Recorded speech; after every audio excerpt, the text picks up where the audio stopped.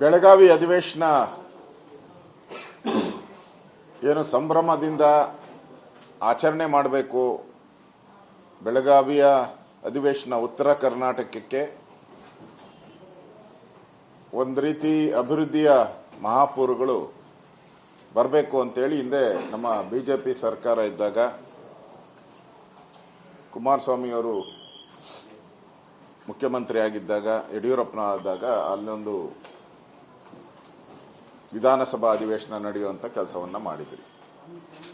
ಈ ಬಾರಿನೂ ಸುಮಾರು 19 ಗಂಟೆಗಳ ಕಾಲ ಹೆಚ್ಚು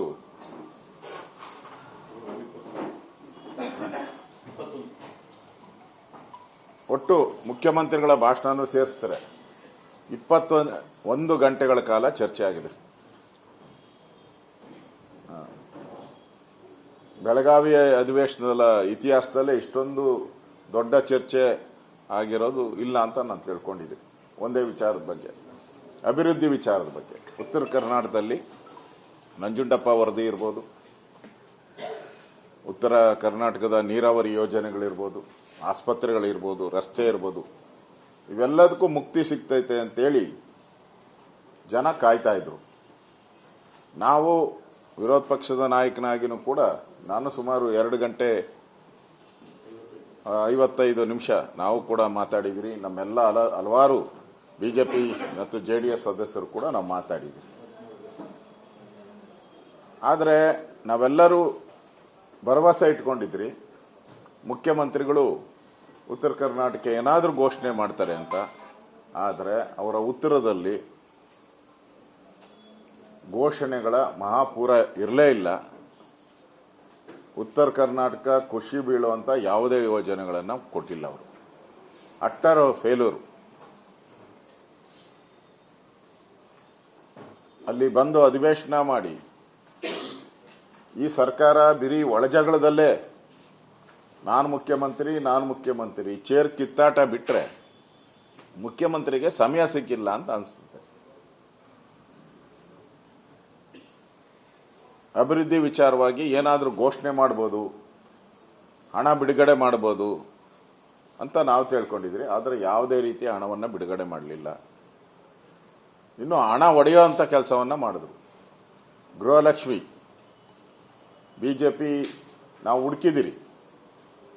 ಕಳೆದ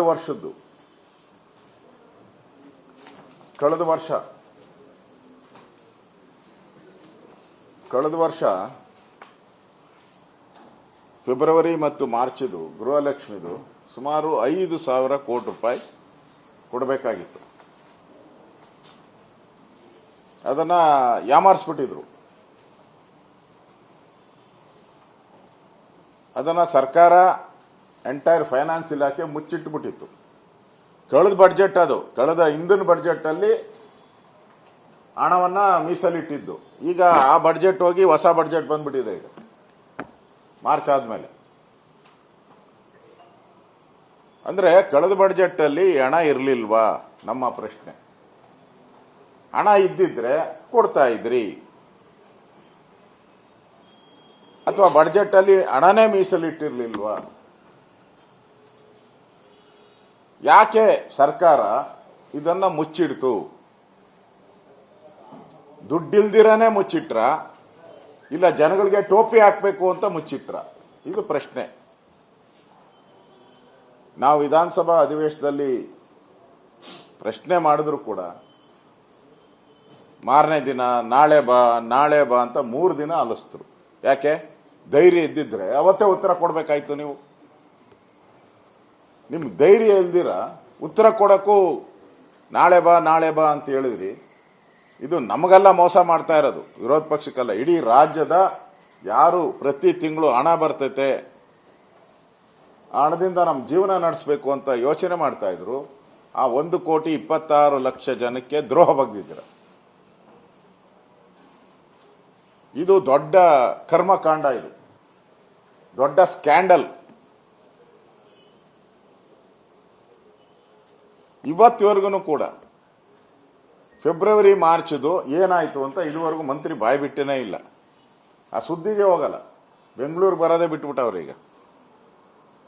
ಫೆಬ್ರವರಿ ಮಾರ್ಚ್ ಏನಾಯ್ತು, ಬಡ್ಜೆಟ್ ಅಲ್ಲಿ ಅದು ಹಣ ಇದ್ದಿದ್ರೆ ಯಾಕೆ ಕೊಟ್ಟಿಲ್ಲ? ಇಷ್ಟೇ ನಮ್ಮ ಪ್ರಶ್ನೆ. ಇದು ನಮ್ಮ ಪ್ರಶ್ನೆ.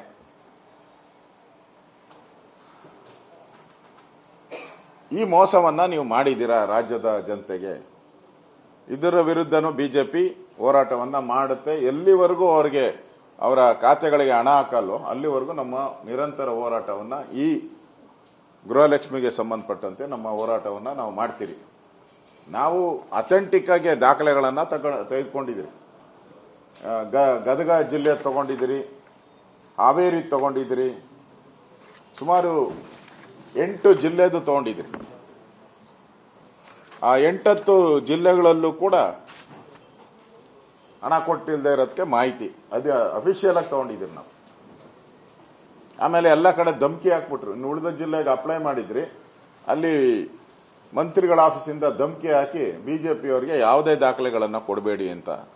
ಆ ಧಮಕಿ ಬೇರೆ.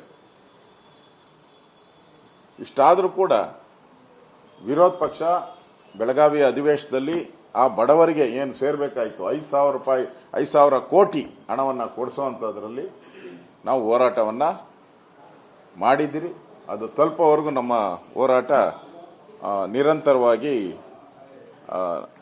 ನಡೆಯುತ್ತೆ.